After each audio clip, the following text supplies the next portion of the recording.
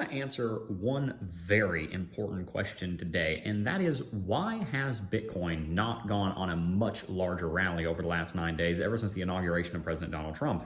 We know that the inauguration of Donald Trump was a very bullish event for the Bitcoin price because when he was elected, we saw a 25 to 30% rally in the span of just 2 months leading into the beginning of January. But now the rally seems to have stopped. Since his inauguration, we hit an all-time high. Right before that, on January the 20th in the morning at 109,000, but now we're trading at 102. So Jeb, why has Bitcoin not gone through a much larger rally? Well, there are a lot of distractions right now in the cryptocurrency space, because the world is not focused on crypto right now. It's not front and center. No, instead the world is focused on the fact that we have Donald Trump as a president, and a lot of things are happening very quickly. The media is extremely busy covering everything from ICE and deportations to tariffs to RFK going into the trying to get confirmed right now in the Senate, to the purchase of Greenland, to the potential invasion of Panama and the takeover of the Panama Canal. There's so much going on in media right now that the media is not focused on Bitcoin. They're focused on everything else. And the rest of the world is not focused on Bitcoin. They're focused on everything else.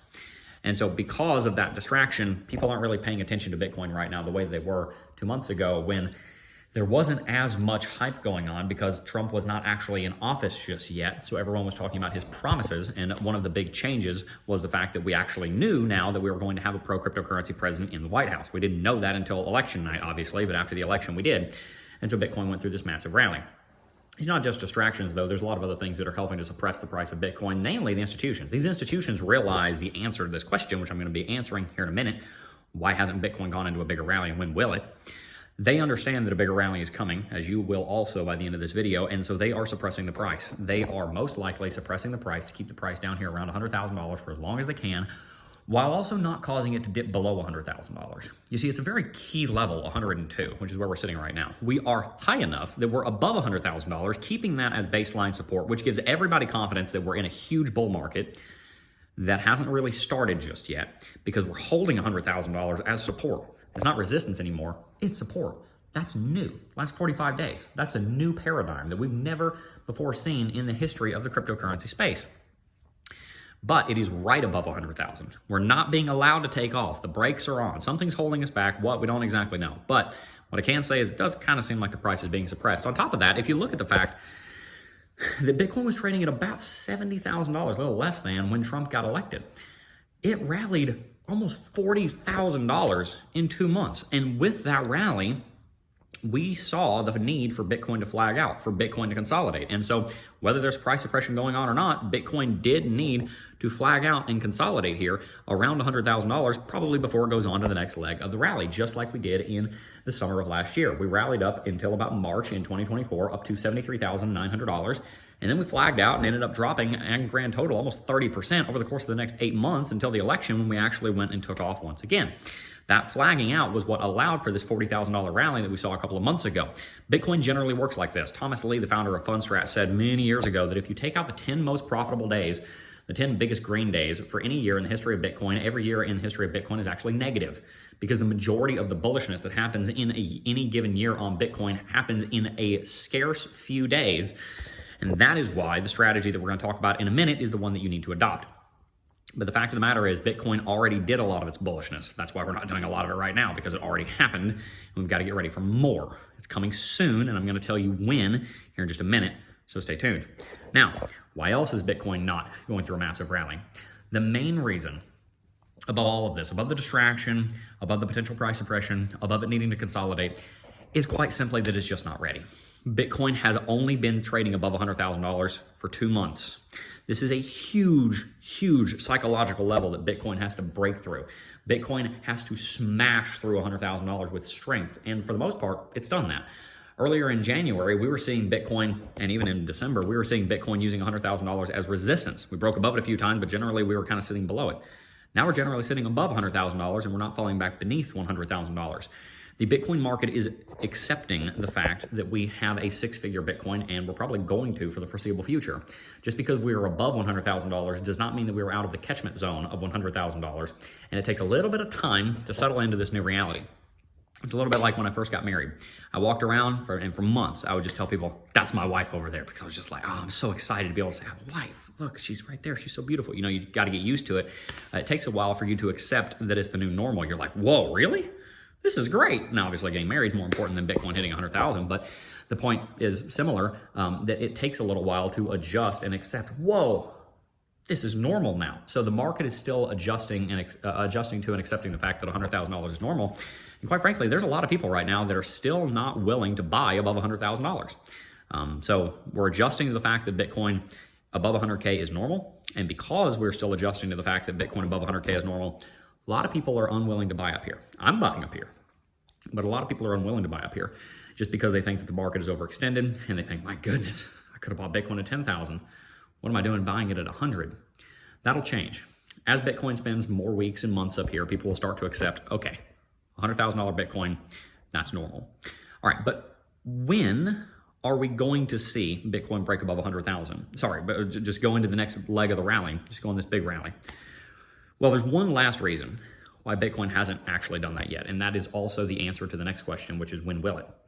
One of the big reasons that Bitcoin has not shattered this zone of 100 to 110 where we are is because we have a promised strategic Bitcoin reserve at the United States federal government level. That is one of the only cryptocurrency promises that has not been delivered already in just the first 10 days. We have Ross Ulbricht free. We've got a litany of executive orders coming for cryptocurrency, just a ton. It was one executive order with like 50 different bullet points in there, just a ton of stuff going on in crypto right now. But we don't have the SBR. The reason for that is because the SBR was always going to have to come through the Congress. I talked about this before the inauguration, and people were like, Joe, I don't know about that. The SBR, the Strategic Bitcoin Reserve at the federal level, was never going to be done by executive order. It needs to be done by an act of Congress because it needs to have validity. Because if you don't realize, whenever a president comes in, one of the first things they do if they are not the incumbent is they reverse all of the last guy's orders. One of the first things that Trump did was reverse all of Biden's orders. And one of the first things that Biden did was reverse all of Trump's orders. So if you create a strategic Bitcoin reserve by executive order, as soon as Trump's gone, so is the SBR. That's not what you want. You want the strategic Bitcoin reserve to be there for the next century, for the rest of our lives. So not only does it have to be done by an act of Congress, it's better to be done by an act of Congress.